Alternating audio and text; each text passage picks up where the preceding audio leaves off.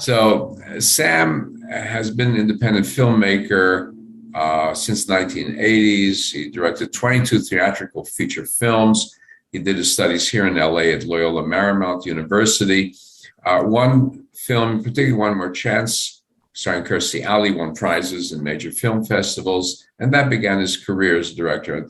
Then some commercial hits like American Ninja and the breakdance phenomenon Breaking to Electric Boogaloo, 1984. So Sam, you're from Poland originally, grew up in Jerusalem, in Israel, and then 72 you went to the United States. That's where Shmulik became Sam. And as we mentioned, you studied Loyola Marymount, and you're married. What's your wife's name? Iris. So Sam, going to go ahead and tell me first about yourself, because you're a very good example of that period. How did you get your foot in the American film business? And as we mentioned, you had a hand in launching Kirstie Alley's career. Tell me a little bit. So, as you mentioned, I was born in Poland, but I was already in Jerusalem when I was 6 months old. So I don't have any memories of Poland whatsoever. I don't speak Polish. I don't anything. So I grew up in Jerusalem and in a small neighborhood, Moshava Germanit, the German colony. And there was a theater, and that's where I got my cinema education, in this theater every afternoon, every once a week. So I set my mind of becoming involved in movie business, but there was no movie business in Israel. And if there was some, it was in Tel Aviv. But it was a small industry. And in the beginning, after 48, after the independence of the state in 48, a Hebrew-speaking movie would come out once every 2 years, once every 3 years, one movie. You mentioned Hill 24 doesn't no answer. I think it was the first Israeli movie. So it was very primitive guerrilla movie making, but there were some big Hollywood movies came to Israel to produce, Exodus, Cast a Giant Shadow. So those were the two elements of the Israeli primitive beginning Israeli cinema. And all the movies at that time, they were dealing with subjects of collectiveness. It was either a military, we are building the country, it was group. It was not individual cinema about emotions, nothing about love story or struggle. It was all collective struggle, collective achievement. This was the cinema until the arrival on the scene of Menachem Golan, which we'll talk about him in a second because he is the subject of our this discussion today. So I will tell you how he changed the cinema in Israel from this point on.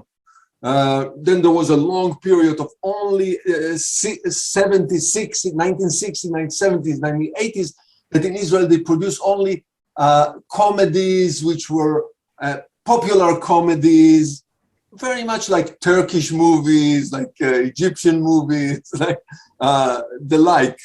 And they were all about either conflict between rich and poor, Ashkenazis and Sfaradis, Central Israel versus the periphery. This died in the 2000s, around the 2000. This type of movies we call them Burekas movies.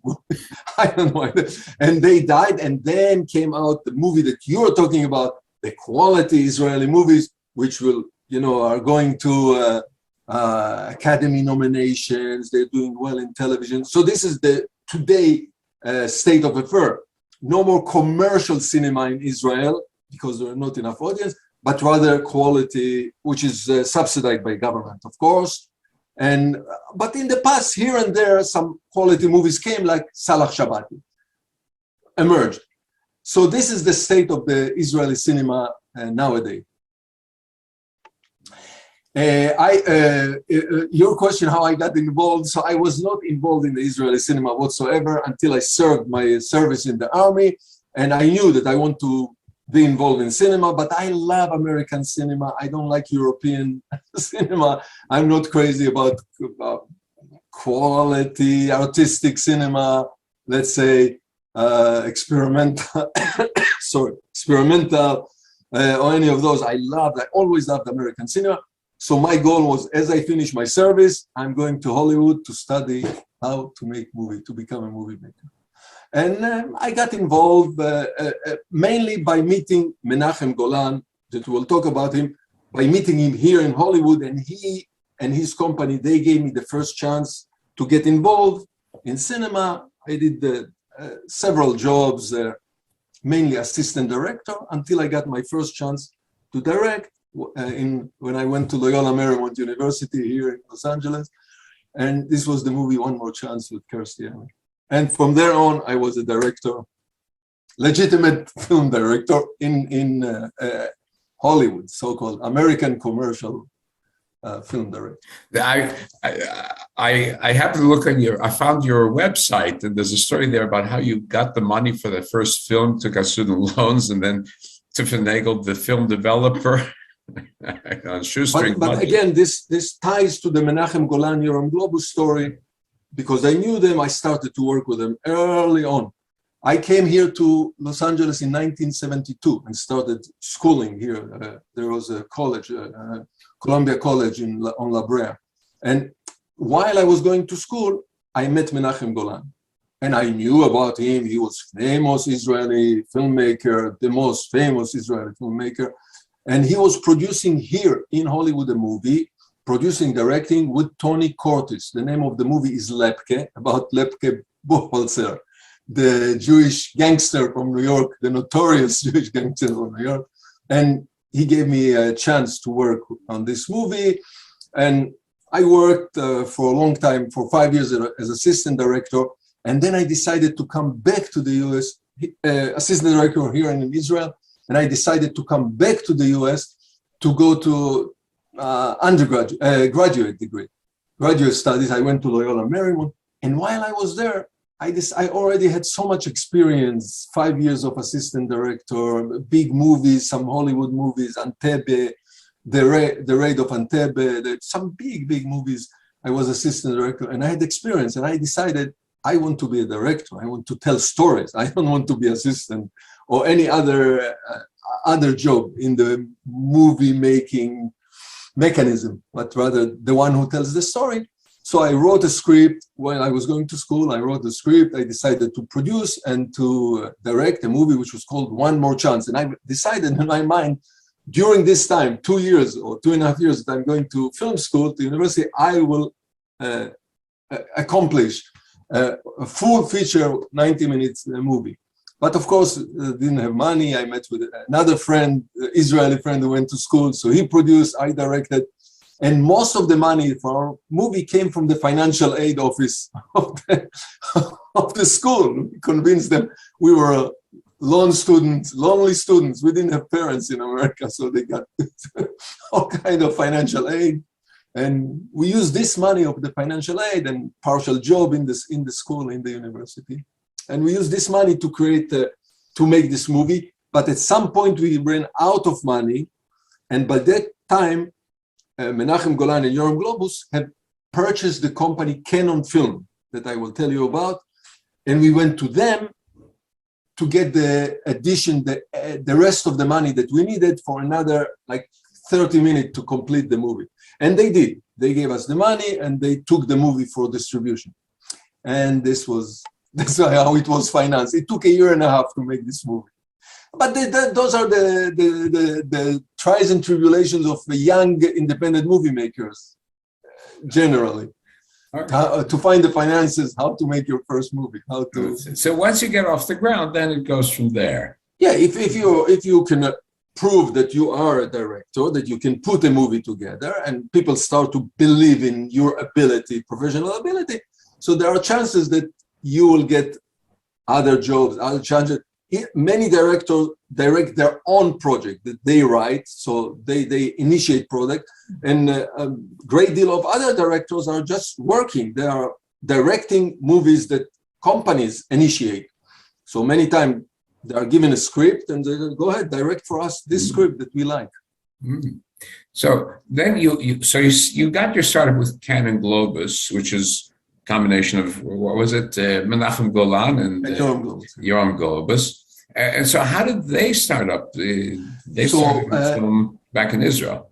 So this will lead us to, this is leading us to our story that we want to tell about the Israeli invasion to Hollywood, but it started back in Israel.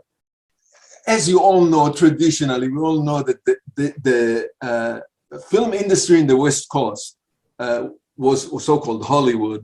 The Hollywood was created by Jews. 6 out of the 7 major studios were headed by Jews. The only exception was Disney, the 7.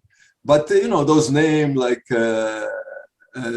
Zucker, Sam Goldwyn, Laemmle, Selznick, Lasky, Fox, Warner Brother, Louis B. Mayer, etc. So they created the industry here in the West Coast, the film industry, and it was mostly people were American, but immediately right from the beginning, foreigners, let's call them foreigners, non-American citizens, they wanted to come and join because this was the major force of movie making in the world. So you had people come from Germany, mainly from England and Germany. Many of them were Jews, but not necessarily, some of them, and they invaded. But there were this was the European invasion, European talent came here, but no Israelis. First of all, there was no Israel in the 30s, in the 40s, 1930s, and only 48 the state was established. So as I mentioned before, in the beginning, there was those kind of very rare movies that happen in Hebrew. It was big event, every Hebrew movie that came out during the 50s and the beginning of the 1960s. But then into the scene came a man that had a completely different approach. His name was Menachem Golan. Menachem Golan was born in Tiberias in 1930. So during the independent war, he was 18 years old. So he served in the independent war. And after the war, he wanted to become a theater director. He went to London, if I'm not wrong, and studied theater, came back to Israel as a theater director, and he directed mainly American plays. Tobacco Road. I was a kid, that's a very time I was young. So he started in theater, directing legitimate Hebrew theater in Israel, but he set his eye on movie making. He really decided that he wants to make movies, direct movies, and not theater. So he went to New York, studied some more. He worked with Roger Corman here in the US when he was in New York, came back to Israel. And he had an American way of thinking about film, that it's a commercial enterprise making movies. It's not artistic only. It is storytelling, but it has to have the commercial values. You make a movie, you sell it, you make money. With this money, you make another movie. So his first movie that he eventually put together was called El Dorado, with Gila Almagor and Chaim Topol. They were young actors at the time. And this got him going, propelled. And from this point on, he did not stop. It was during the 60s, as I said, the years of the 60s and the 70s, And he started with his company. He created a company, Noah Film.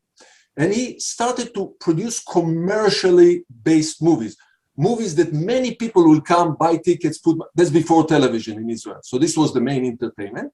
And those movies mainly were either adventures or comedies, ethnic comedies about conflict, social conflict, or some kind of military adventures, things like that.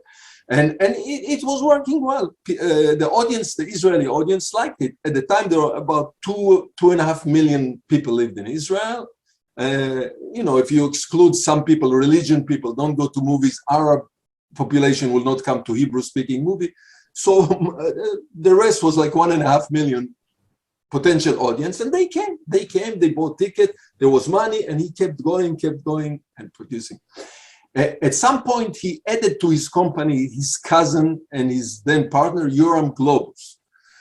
Also, Menachem Golan, his original name was Menachem Globus. They are cousins, but he wanted a Hebrew name, so Golan. He was in Tiberias. He was seeing the Golan Heights every day. So he adopted the name Golan. So they together, they worked very well. Menachem Golan was in charge of the creative part of it.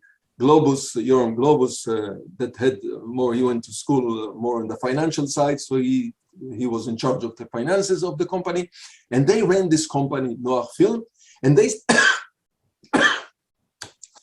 and they started to produce not only Hebrew-speaking movie, but kind of international movies, but produced in Israel. So they would bring like an Italian star or American star, whatever they could get together, and make movies that they can sell internationally. But they were very ambitious. Those two guys, they are very ambitious guys, and they set their mind. So they started to go to France, to Cannes Film Festival, sell movies, but they centered their eyes on, we want to go to Hollywood, to make movies in Hollywood, to make American movies. They had two big successes. The first big success was the musical Casablanca with Yoram Gaon. So they had this money. This was around 1972, 1973. I was here, just came as a young student. They took the money that they made from Casablanca. They came here to produce a Hollywood movie. I've mentioned Lepke with Tony Curtis. I just happened to meet Menachem Golan in a Hanukkah party. Somebody introduced us, and he told me he's working on this. They are producing this movie. And do I want to work? I expressed that I want to work with him. He accepted. I started to work on the movie, on a very basic job. And they have created here a company. The company was called Ameri Euro Picture, and they produced this movie. They had enough money to produce this gangster movie. It was after The Godfather. Gangster movies were very in fashion. But the Jewish angle was different. And with the same money, they produced another movie with Jack Palance, the producers, also gangster movies. I think they sold it to Warner Brothers, but the movie did not generate enough profit to move on. But they stayed here in Hollywood. They wanted to make another movie, another Hollywood movie. Was not very successful in the beginning, but eventually they got some kind of financial together, and they produced a movie called Diamond with Robert Shaw and Shelley Winters, but they decided to shoot it in Israel, to film it in Israel. It was cheaper. I went with them. I was involved, assistant director in this movie, Diamonds. They finished it. They came back. Meantime, they were producing Israeli movies at the same time and selling, and they had a chain of theaters in Israel. So they have turned the movie industry into business. Before, it was an artistic endeavor. Now it was a business in Israel. They had a company with theaters and distribution. And so beside the usual influx of American movie, of course, and Italian and French movies, there were Israeli movies coming out all the time. And because of them, not only them, because of this, other companies flourished, and other production companies used the same formula, ethnic comedies, and so now there were few companies making it, and this was the business of the Israeli cinema, but they still did not give up on this idea, Menachem Golan and Yoram Globus, of going to Hollywood. They came here back again. They tried another movie. They couldn't make it. It just didn't happen. Now, at some point, there was another success, a big movie that they made. It was called Operation Thunderbolt, the raid on Entebbe, which made enough money for them to make another few more American movies in Israel, shooting in Israel. But then they had a big hit, Lemon Pepsicle, directed by Boaz Davidson. Boaz Davidson was at the time the top comical director of Israeli cinema. And every movie he made was very, very, very successful. But then he made for them. They produced and he directed a movie called Lemon Pepsicle. This was a huge hit in Israel. I mean, every Israeli basically saw the movie. We are excluding the religious crowd and the Arab-speaking people, which they don't go and see Hebrew-speaking movies. But other than that, every Israeli, unless they were little boys and girls, they went to see this movie. It was big success in Japan, in Germany, and they had a lot of money. This was 1979, about the end of the 1970s. And finally, they kind of made it financially. And with this money, they bought a little distribution company, film company that was based in New York. The name of the company was Cannon Film. It was a distribution production company, a small company that made kind of exploitation, sexual exploitation movies, small movies. But they immediately, as they bought the company, but it was a public company traded in Wall Street. They immediately took the company, moved it to Hollywood. And so it was 1980, the beginning of the 1980s, and they have achieved their dream to come to Hollywood. And now here they are in Hollywood with a company. At this point, because we were talking about Israeli cinema, they kind of abandoned the Israeli branch of making movies, and they have decided to concentrate doing it. This was the beginning of the decline of this type of movies that I told you, the 80s, by the end of the 90s, those kind of movies, the comedy, the popular comedy. Of course, television came into Israel, 1 channel, 2 channels, 3 channels, and this was the decline, this was the end. By the end of the 1990s, there was no more, even before, no more this type of comedy, type of popular movies, and this was the end of it.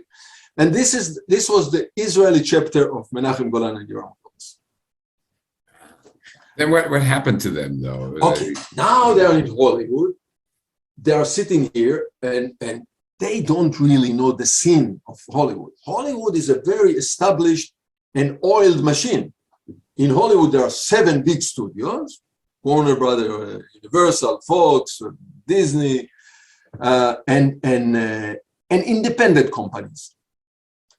At the time, I don't remember all the names, and they work by some kind of rules, and this is the 1980s. And for those studios and the independent companies, they were looking at the market, at their potential market, the American cinemas. They didn't care so much. Of course, movies sold overseas. American movies are selling all over the world, but the studios were kind of entrenched into a formula that the money comes from theaters here in America, and then they sell it to television, and they show it again. And the money from overseas is gravy. Is who knows? There is more money. Menachem Golan and Yoram Globus were more in tune in the international market, and they decided they will produce movies that will be, first of all, aimed to the international market, and then whatever money they make here, it's called domestic North America, Canada, and US. This is the gravy. So they changed a little bit the formula, the way they thought about it, the way they operated. And they started, this is 1980, they started with few horror pictures. At the time in the 80s, everybody knows that the fashion changes in waves, the type of movies that are popular are changing in waves. At the time, horror movies were after The Exorcist, horror movies were very much in, gangster movies were out. And they started with little few horror movies, 1, 2, 3 a year, and they had their formula worked. And as time passed, it was a small company. So we're talking first year, second year, third year. Meantime, right there at that time, a new market has emerged. It was the home video market, and there were video rental cassette stores in every corner and every block. And this was an emerging market that the big major studio did not pay attention to. For them, it was like a small little episodic idea. The small companies like Cannon Film and other, they took a notice and they realized that there is a money there. They can make money from those, selling the cassettes to those stores all over. So that's how Cannon with those 2 guys, and they had, we can say, chutzpah that was not part of the industry, the local Hollywood establishment. They forged ahead with ideas that were not common here at the time in the Hollywood industry.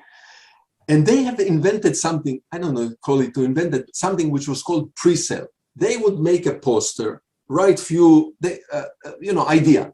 Will make a nice poster for this idea. Maybe they have a name of an actor that already signed, and the name of the actor will be on the poster. And they went out and sold it, pre-sale. They will tell to all their buyers around the world and the cassette buyer, this is the movie we're going to make. And here is the star. And can you pre-buy it from us? Even just maybe only commit to buy it. And then they had enough money to make the movie. So the movie was made after it was sold, which was the opposite of the formula that Hollywood was working in. Hollywood was making a movie, then selling it. And here came Menachem Golan and Yoram Globus, and they turn it on its head. First they sell the movie, then they make it. And this kind of formula worked for them. And they started with small, as I mentioned, few horror movies. Then they realized that they are much better in action movies, making action movies. And for some reason, with their vision and their chutzpah, as I say, they started to make more and more and more and more movies every year. 2 movies a year, 4 movies a year, immediately 8 movies a year. They reached a point, 81, 1982, 83, 84, that they were making 20. And at the height of the Canon film, they were making 40 movies a year. The company was making 40. This is an enormous amount of movies. And suddenly everybody had to take notice of them. They were not anymore this small marginal company. Suddenly among the independent, this is not studio. We are not talking major money. We're not talking studio that make major big movies. So among the independent, they became a force, and everybody had to work with them. Actors wanted to work with them, directors wanted to work with them, and it became a company with force. Again, Yoram Globus is the youngest of them. He was in charge of the finances, and Menachem Golan was in charge of the creative part of it.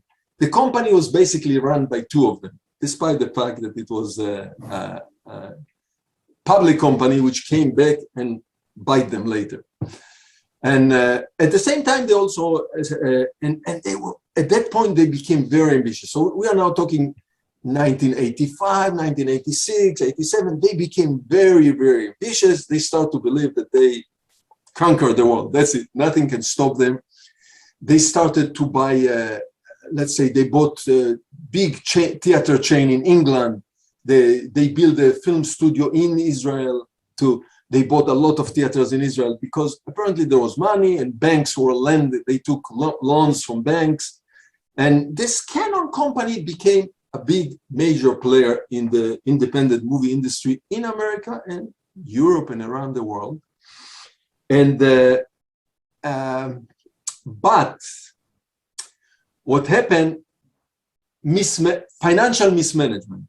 It became so big, so many movies a year, producing so many movies a year, and juggling so many loans and other financial means, theaters, maintaining theater. At some point, they also created their own distribution company locally in what's called domestic America, North America, because prior to this, they would distribute through MGM. But then they became more ambitious. They said, we don't need MGM anymore. We'll create our own distribution company, Canon Film and Canon Video and Canon Television. They were very ambitious with big vision. But maybe they, as it grew and expanded, maybe they were not built. They were built for a small operation. But once you're a big operation, big financial operation, maybe it takes, I'm not a financial man, understand, but it takes probably more people who understand financing.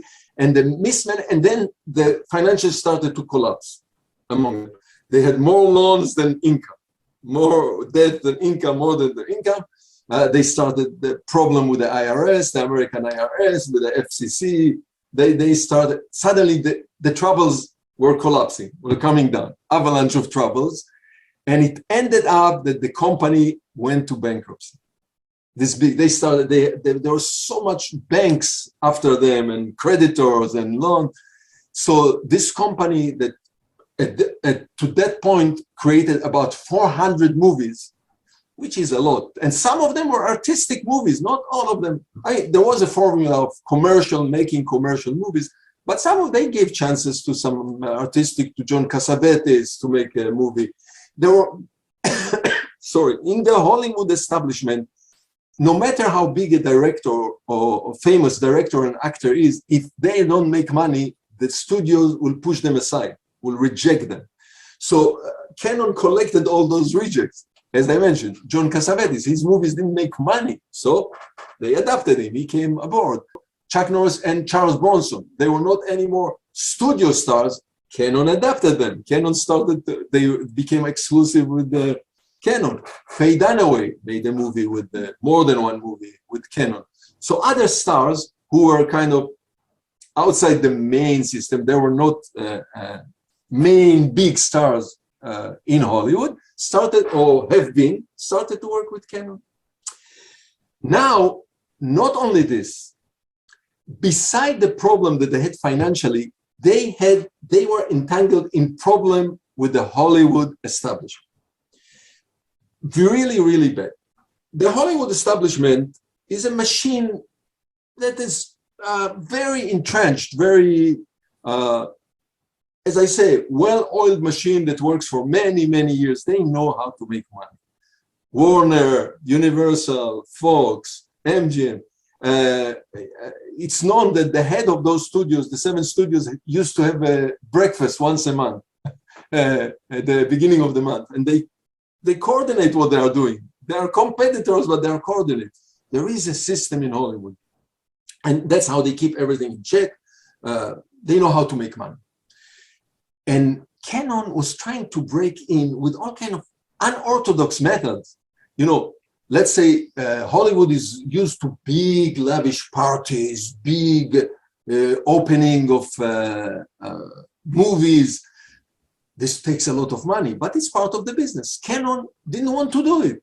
No big parties, no lavish lunches and dinners, no big contribution events, which is part of the studio system. That's how they work. And the heads of the studios and the heads of whoever runs Hollywood, the big agents, the big agencies, the big lawyers, you know, the elite of this business, they started to see this is a troublemaking people. The biggest problem came to them. The studios control the salaries of the stars, salaries of everybody. Because we have unions, like myself, director. So the industry controls the salary and also the star. At the time, this was 1985, the biggest paid star in Hollywood would be paid $6 million per movie. Let's say Dustin Hoffman at the time. Let's say, for example, Meryl Streep. Nobody was being paid more than $6 million. This was the top. This was the limit. Menachem Golan wanted to make a movie with Sylvester Stallone. And he had a script that Sylvester Stallone read, and he said, but the agent said to Menachem Golan, why would Stallone work with you? He works for the studios. You know, they pay him $6 million per movie. So Menachem Golan told him, I will double. I will pay him $12 million.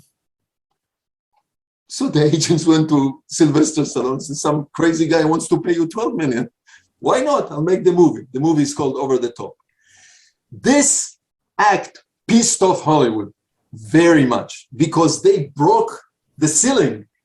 Now every star in Hollywood in the studio system say, I'm not working for $6 million anymore. Stallone, which is not a major star, got 12. I'm a major star. Why? So they pissed off Hollywood. So the relationship between Canon, those two Israelis, those two guys who came from Tiberias to the big city, were no good anymore. Hollywood will not help them anymore. Rather puts, sticks in the wheels. And those two elements together, the financial, the bad relationship with Hollywood, caused the collapse of Canon Film, which at some point was a very big. They have their own building on Wilshire Boulevard. big building with studio, with big theater, mixing stages, editing room, financial. And this was the end. This was the demise of the company. Now, at the same time, because of this, the relationship between the cousins, they were like those two cousins, those two partners, Menachem Golan and Yoram Globus, were like a married couple. They did not do anything without each other. Everything they did with each other, but because of whatever happened, the stress, the financial, the split, they split. And they split. Canon disappeared, they split, so they did not create a new company. They had communal businesses in Israel, theaters and a studio near Jerusalem, but they split also the assets in Israel. And for a few years, they didn't even speak to each other, but they didn't work. But each of them tried to create his own follow-up company in Hollywood. Menachem Golan created another company which was 21st century. 21st century. Globus created the company Global Film, which was kind of Canon number 2. But both of those companies did not succeed. So they inherited some money out of the settlement of the bankruptcy. Every one of them had some money, but both of those endeavors did not succeed. And they collapsed, and this was the end of the story of Canon. Menachem Golan went back to Israel. Menachem Golan was a character, quite a character, very, very, very colorful character. He knew how to talk with the reporters. He knew how to hype himself. And he was a very enthusiastic movie maker. When he directed, nothing stood in his way. When he produced the movie, he was like a bulldozer. And this was his nickname in Israel, Menachem the Bulldozer. This was his nickname in Israel. So after Canon, he went back to Israel, and he tried to keep making movies, raising money to make movies, went back to theater, produced musicals, but none of them, nothing really happened to him in terms of, wow, one big success that will bring him back to the top. It did not happen, and his health condition deteriorated. He died three or 4 years ago.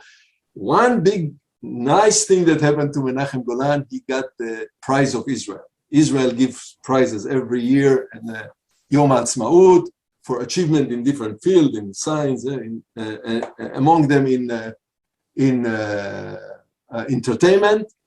And he got his recognition, and he's called, now today he's known, even when he's alive, he was the father of the Israeli cinema. This was his title, the father of the Israeli, Abba Shel Kolnoa Israeli, the father of Israeli cinema, and he got national recognition with the Plus Israel, the prize of Israel. So this was nice to finish his career, but he didn't give up. He always believed that he will do more and more, but he died not long ago. Yoram Globus kind of moved to real estate business. He shrewd businessman, so he's a rich man. He's still alive. He's a rich businessman. Mainly, he kept all the theaters, GG theaters, all across Israel, and all kind of real estate. He's in the real estate business, and he's probably doing well. Yeah. And that's the end of this glorious story. It was like a dream. Something, 2 Israelis came in, invaded, created this huge balloon that puffed, and they parachuted down. That's fascinating. Rise and fall of Canon. Yeah. Some of it is like what happened with the early studio founders, when they came in, blew up what was the pre-existing Edison model of little 5-minute videos, blew it up, but they didn't have a strong studio system against them. They created the strong studio system. So, but I think also now the studio system is sort of gone. They maybe were ahead of their time. Now you've got all these streaming outlets, streaming companies, all of them competing one against the other. Film sitting in a theater seems to be going down the tubes. But those corporations that you're talking about, the big corporations, they are not anymore the studios that Zucker and Meyer created. They are run by, first of all, they are run by Wall Street people, by financial people, by professional managers, not by movie people. And they're conglomerates, Universal purchased ABC, CBS purchased Paramount. Those are big, big, huge companies, and they have strong financial background. They have libraries and theme park and merchandising and television station. So you're right about the movie business, the so-called movie business, the theatrical movie business is changing. Something is changing. It's happening right now, even as, in our lifetime. But the corporation, they will not fall yet, except the last change was that MGM was purchased by Amazon. Amazon took over MGM. Yeah.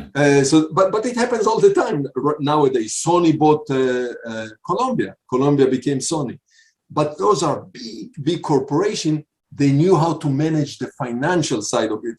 Menachem Golan and Yoram Globus didn't want to give in, didn't want to bring in a financial advisor, financial wizard, CEO, nothing. They knew everything. They believed in the market. I said market system, like Oriental market system. They thought that they are in a market in Istanbul, running a company. Everything was haggled, negotiated, not like, a serious CEO with a background, financial background from Wall Street, etc., etc. That's interesting. So that's what happened to this company. It was a little bit more complicated. We don't need to go into detail. They brought in a partner, and turned out the partner was a mafia guy from Italy, Paletti, and it's more complicated. The demise of the company is more complicated, but we don't need to go into the detail because the Israeli invasion part of it, I told. Yeah. So it's fascinating because this gives an insight into how films are made, what goes into it. It's like when you say, how is a sausage made? You like the sausage, but if you know how it's made, you don't like it. It's something of that. There are two other figures. So the other character was, if we want to talk about, character, I don't want to use that term, figure is Haim Saban, who's one of the big players at the New Academy Museum of Motion Pictures, because he planted a lot of the seed money there. And I just remember him because when my kids were growing up, age of 6, 7, they were hooked on Power Rangers.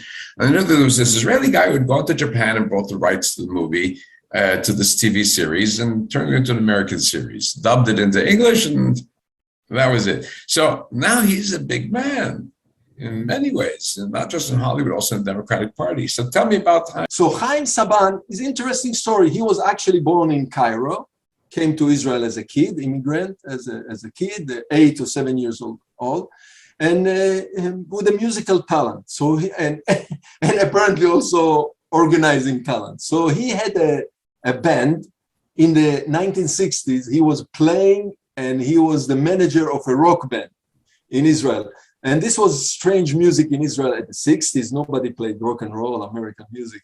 Most of the troops played this Israeli music, French influence, Italian influence. And the people who made movies which were influenced by American music were strange. But anyway, he had a band, and he was the manager of the band. And apparently his aspirations were bigger than just a little band in Israel in rock and roll. So in the 1970s, he moved to France. And with the same thing, he took with him few Israeli artists, Mike Brandt, that were successful in France. And he became the manager. He became musical manager with knowledge. He is a musician himself. 1980, actually 1983. So remember, Canon was already here. Menachem Golan and Yoram Globus started Canon in 1980. This is 1983. He moved from France to Hollywood, together with his partner, Shuki Levy. And both of them were musicians, and they were already in the business of scoring children programming for television. Maybe they started in France, and they started to do it here. So whoever need to score cartoons for children, children programming, they came to them, and they, Saban and Levy, Haim Saban and Shuki Levy, sorry, gave them good deals and composed the music, produced the music, and gave them back the music. At some point, he is apparently very, very talented businessman, Chaim Saban, very talented businessman. He realized, why should I make only the music? Let me also start to produce children programming. And he started small together with his partner, Shuki Levy. At some point, they separated. I don't know what point, it doesn't that matter. Chaim Saban started to produce his own children programming with the music, putting the music, and selling it to the companies who, the television stations who distribute this kind of, who needed this kind of programming, mainly Fox. I think his main relationship was with Fox Television. And he's probably, as I said, business shrewd in the business and good vision, good sense of what, just like Menachem Golan also had this sense of what will work with audience. So he encountered one time this Japanese program which called the Power Ranger. It's some kind of for children with a robot that morphs into fighter morphs into robots, something that the children liked very much. But it was Japanese and it was a little bit strange. He purchased the right to this program in Japan, brought it here, and every episode they added a little bit more an American. They shot here, they filmed here in Hollywood for every episode, couple of minutes. They edited together the Japanese material with the material that they did here in English, and he sold it. This became a tremendous hit. This was, I believe it was kind of in the 80s. I wrote it here. He founded his own company at the time, Saban Entertainment, and it was the 1990s.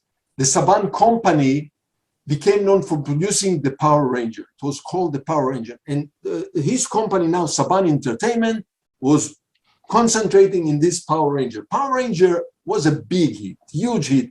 Not only in television show, merchandising, live shows, music, because he's in all these businesses and he understands business. And it became big, bringing it a lot of money. And it went on I think for 10 years, seasons. And because he was in relationship with Fox, at some point in the 1990s, the Saban Entertainment merged together with Fox Kid. There was a channel which was called Fox Kid or Fox Children. And they created a worldwide company that distributes and worldwide material for children all over the world.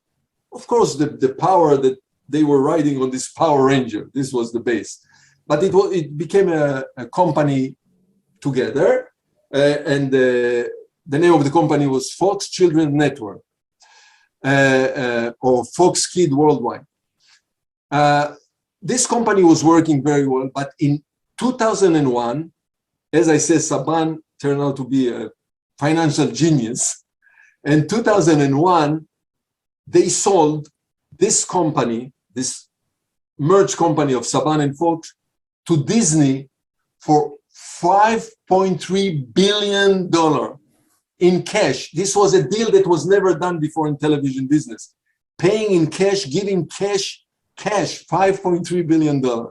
Out of this, because it was some partnership, Saban himself, he took from this deal $1.6 billion. So somebody who had nothing suddenly had in cash $1.6 billion.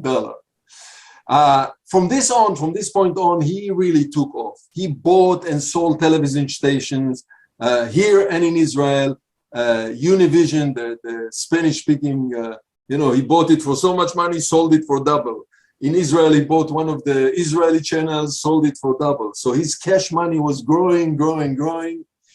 Today, he's estimated, in the financial newspapers, he's estimated that he is worth $2.8 billion.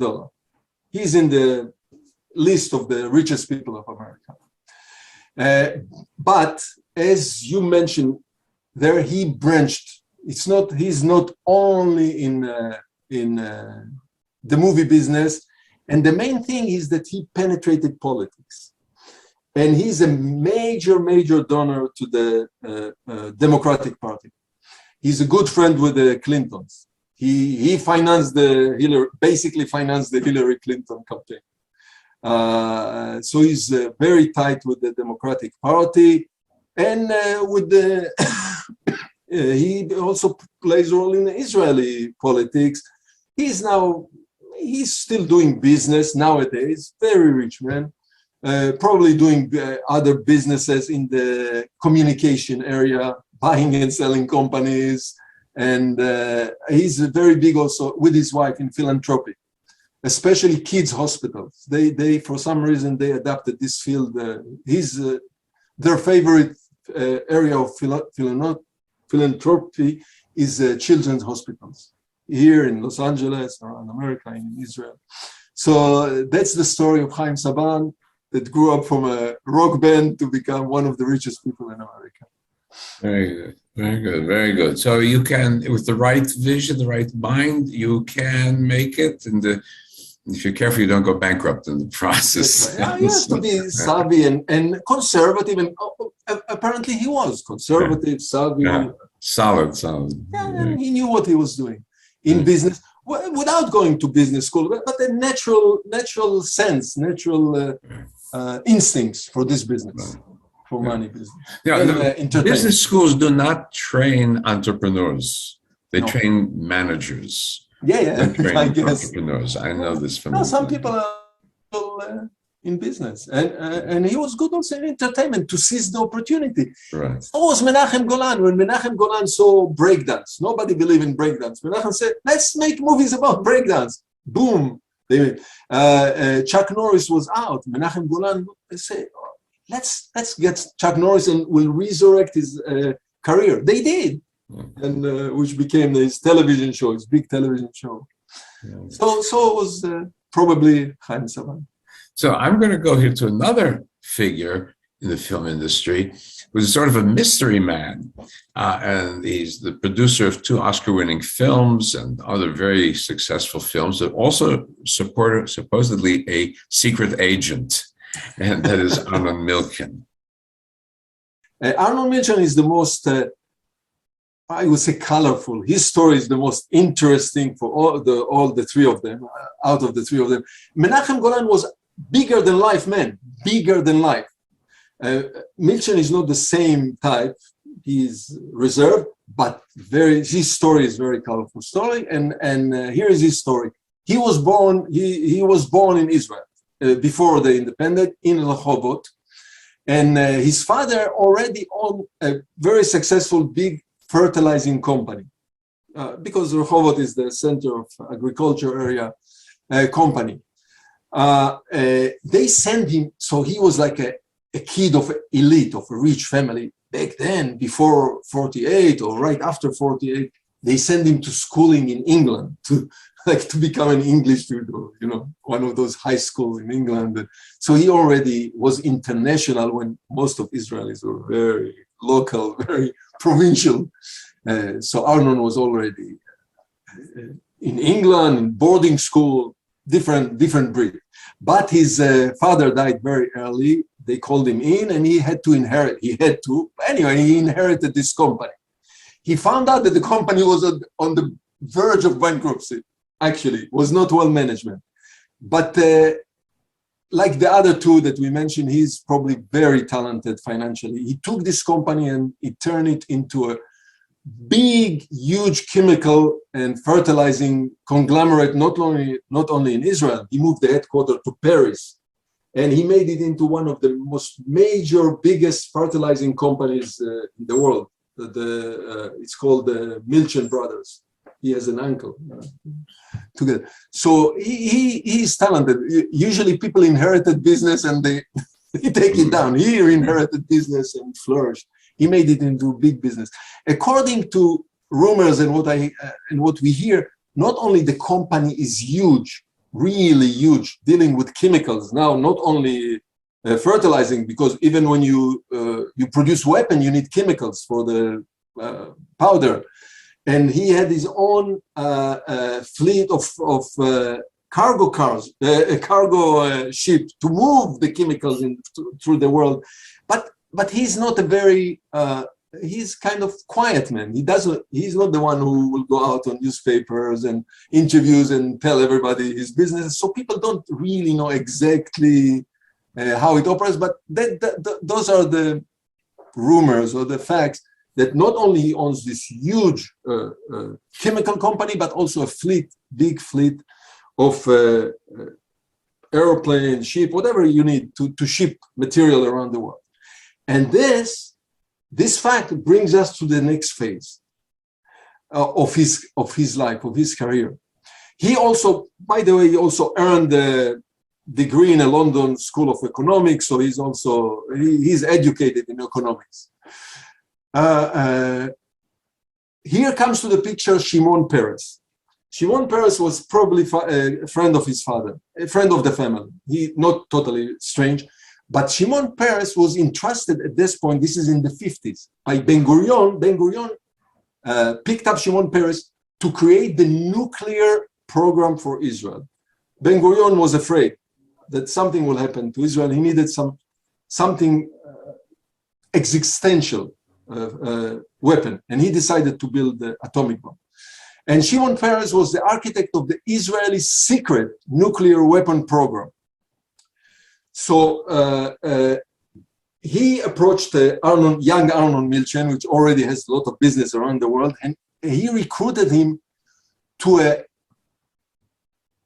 secret Israeli organization, which is called Lekem. This Lekem organization is a secret Israeli intelligence organization responsible to obtaining technology and material for the Israeli nuclear program and other highly secretive programs.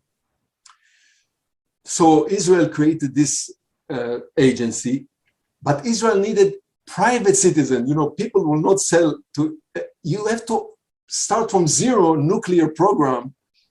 I don't know what you need, material, blueprints, you have to build an atomic plant. So you need a lot of things that Israel didn't have, none of it. And at the time, of course, not every country, every company will sell to Israel. So they had a network of private business. Arnon Milchan was not the only one. We are talking about him. There are others, well-to-do business or Jewish businessmen around the world who were recruited into this organization like Milchan. His activity included buying components to build and maintain the Israeli nuclear arsenal, and supervising government-backed accounts and front company that finance the special needs of the entity of Israel intelligence operation outside the country. So he became, as a civilian, he became part of the network of Israelis who are working outside the country, either to purchase material, to oversee some espionage activity. So I will not say, many people say he was a spy. I will not say he was a spy in the way that we define spy that goes in, but he was overseeing operation as a civilian for a secretive military organization. Not a lot is known about him, about this operation, but lately more and more is coming out. But he purchased as a front company, he purchased for the state of Israel most of the elements that were needed to build the nuclear program. And furthermore, I don't know, Israel has also at one point had its own airplane, the Lavi. So components were stole from the Mirage, from the French Mirage. Israeli built tanks that from planes that they stole is based on the Abraham tank. So we don't know all the details, but it's known that he was part of this operation and he was successful. Now, those people who are kind of merchants, go between people, between state and companies, they get commission, not from the state, not from the buyer, but from the seller. And we are talking about millions and millions of dollars, those kind of components, 100 million, 300 million. So he emphasized, he always emphasized, from the state, he said, I didn't take one penny from Israel. But of course, I was well compensated, commissioned by the sellers, by the companies. So either uranium from South Africa, machines from any other countries in the world. So not only he was already very rich because of his chemical company, he accumulated more and more and more wealth from those commissions from the companies. And we are talking a lot of millions of dollars, big money. And he was good at it, so he kept at it to a certain point. We don't think that today he's still doing this thing. Now, Milchen, as we learn from his biography, even as a kid, he loved movies. So he was crazy about movies. And as I read, he has insomnia. He doesn't sleep very well. He sleeps 2 to 3 hours a day. So at the night, late night, when there is no work, he watches movies. That's what he does. He can watch 5 movies a day. And he loves it. He always loved cinema. And he became, now he was a rich man, very well-to-do. He needed some hobby, something. And movies was probably what he set his mind to. So it was already in the 1970s. He got involved in the business of the movies. His first involvement was actually in an Israeli movie. He invested in an Israeli movie with the director Avi Nesher. And from there on, he flourished. He moved immediately to Hollywood. And he realized, which is very easy to do when you have a lot of money, if you want to penetrate, you want to come in and you're from the outside, you need friends, influential friends. So the first people, one of the early people he made his friend was Robert De Niro. And other, Sergio Leone and many more big names in Hollywood. He had all the money in the world to spend on them, to invite them to come to Paris for lunch, fly them back, fly them forth. Money was not an issue for him to penetrate into this, because the Hollywood, the truth is this, the Hollywood establishment, whoever is in, it's very hard to penetrate. To penetrate, I don't know how it is today, but we are talking about the 1990s, 1980s, when the business was tight. So they would not let anyone in unless it was a tremendous talent that you cannot ignore, Steven Spielberg. So they embrace him. Okay, Steven Spielberg, come into the club. You're part of the club. Or you have tremendous money. And that's the way. So Arnold Milchen penetrated the establishment, the elite group with his money. So he started to buy friends, Robert De Niro, head of studios, big agents, etc. And he started to produce movies. He created his own production company, Regency, it's called, or New Regency Pictures, New Regency Production. That's the name of his company. And he created it in 1990, in the beginning of the 1990s. And he started with small movies here and there. But suddenly, one of the movies that he produced, they were all independent small movie, made it big. It was the movie Pretty Woman, 1990. Pretty Woman with what's her name, Robert, and this was a big hit, huge hit. And suddenly, now the studio say, "Oh, okay, who is this man?" Now they have to pay notice to him. Not only he comes in with big money, he also makes big hits. He makes, and he's friend with all the stars, etc., etc. So from this point on, he produced movie in this company. That's his.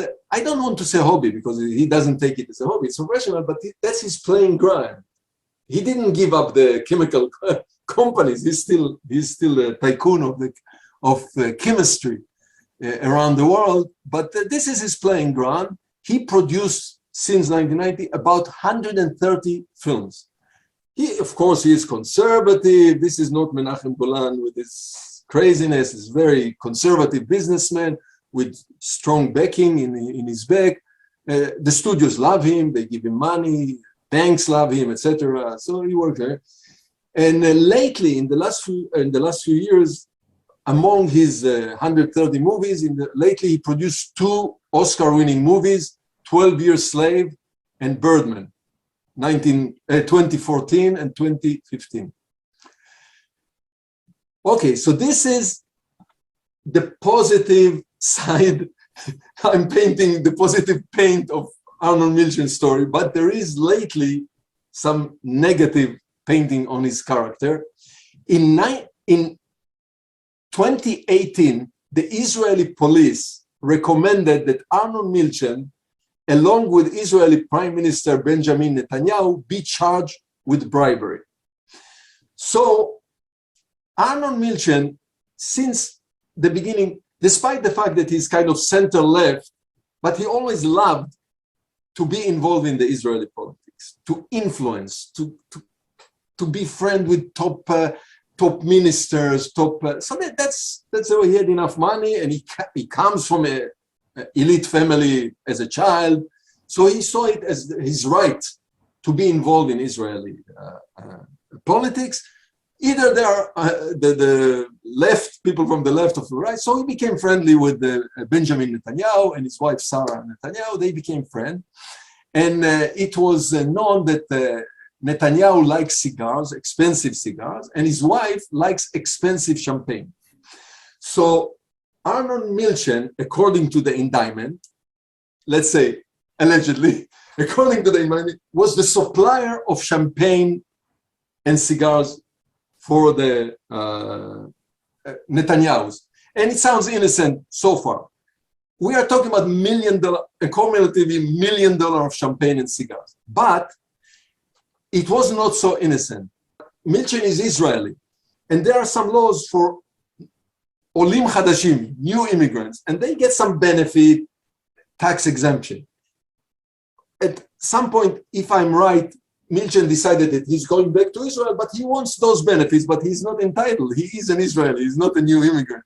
So they devised a law that if very rich people are returning to Israel, for the first 10 years, they're exempt of taxes. This law passed through the Knesset, and it's nicknamed the Milchan Law. It's known as the Milchan Law. Now, the police and whoever are claiming that this is corruption. This is not a legal, straight law, according to police. As I said, the gift, about 1 million shekels. And that's where it stays today. Maybe it will not end up in the court. The procedure, now Netanyahu is not prime minister, so the procedures of this case are moving in the Supreme Court in Israel. The latest I heard that Milchan didn't want to come and testify, things like this. There is a lot of gossip around this case. In any case, just to conclude it, Milchan himself, Arnon Milchan, I told you that Saban is estimated to worth 2.3 billion. Milchan is estimated to be worth $5.1 billion. He's one of the richest people in the world nowadays. Definitely the richest Israeli. Given that kind of wealth, the bottle of champagne and the cigar is not. Yes, nothing. I think case 1000 is probably going to get thrown. It's the other cases are bigger, like the submarine case and the. Yeah, but that's not Milchan is not. That's different. Yeah. That's the submarine case. There is case 2000, case 3000, case right. 4000, but that's nothing to do with. This one sounds like a joke case. Yeah. Okay, I'm not going to get into Israeli politics or on that. No, we don't know yet. We have to wait to see. Because there have actually been real economic benefits to Israel to allow wealthy figures to come in and establish an Israeli economy, like oligarchs. It's exactly. Many people say, don't pick on him. He did so much for Israel. Let alone this champagne and cigar. Never mind. And even this little bit questionable law, which is called the Milchan Law, because this guy did so much for Israel. For free, didn't take one penny. Not from the state. He made a lot of money. but let it go. Never mind. So it's very interesting. I see. So you outlined for us 3 very different types that got into the film industry. The creative, imaginative, break all barriers type, whether it goes well or not. The one who comes from without any money. A kid coming to Israel as an Egyptian immigrant, there's no money there behind him, right? It's all on his own. He builds up. And then someone like Milchan who takes a family wealth, but it builds something big with it. Interesting, 3 very different approaches and all involved in one way or the other the film industry and the Israelis take over Hollywood. I want to thank you so very much for this time.